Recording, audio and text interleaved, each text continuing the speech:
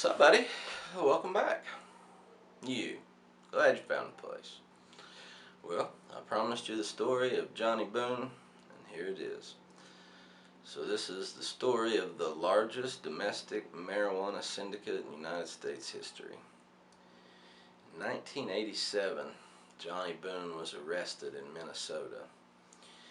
He was found in possession of 29 tons of marijuana when he was busted.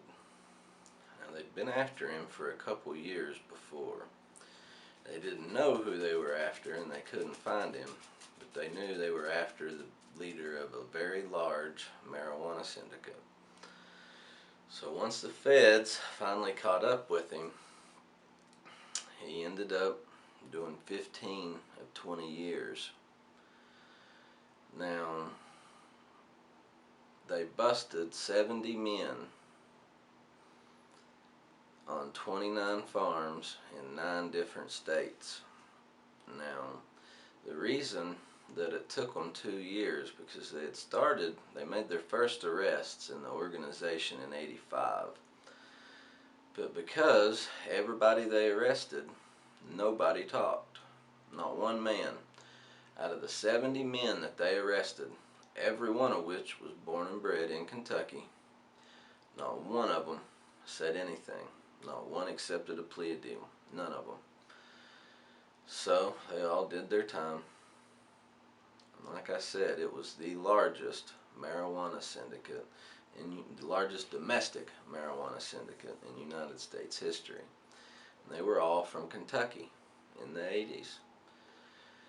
Now, the story doesn't end there, because after Johnny did his 15 years, he was released from prison, returned back to his 250-acre farm in Kentucky.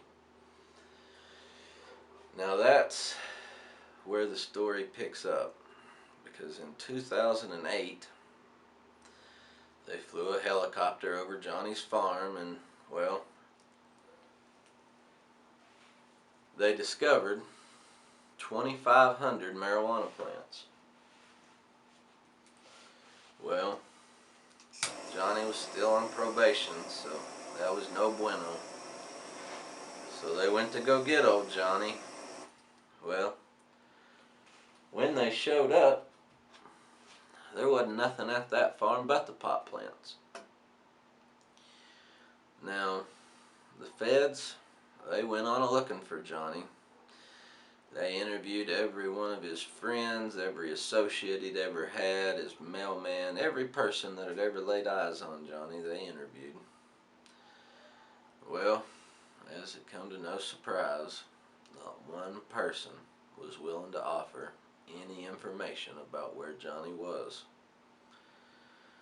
So, they reached out to America's Most Wanted and John Walsh. I think it was 2010 they ran his story.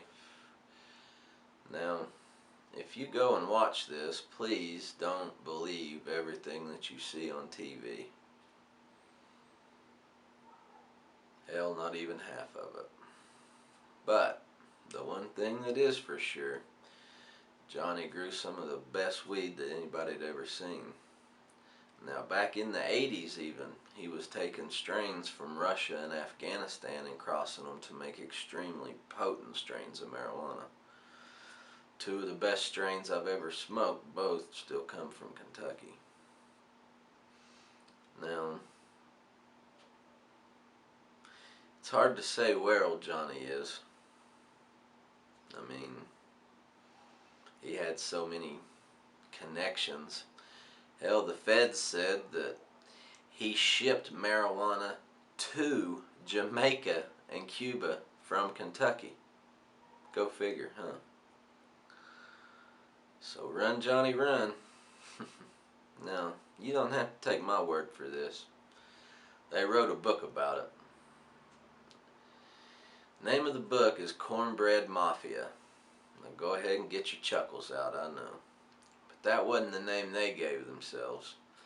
That was the name the feds gave them once they realized the stretch of this operation. The name was taken because when they would talk on the phone, one of Johnny's strains that he had made was called cornbread. So that's how they referred to the pot during all their deals, was cornbread. So when the feds started hearing that term thrown around all the time, of course they give them the term the cornbread mafia. Now, like I said, they don't make men like this anymore. 70 men arrested, not one man spoke. Guess everybody could learn a little something from that. You couldn't do that nowadays.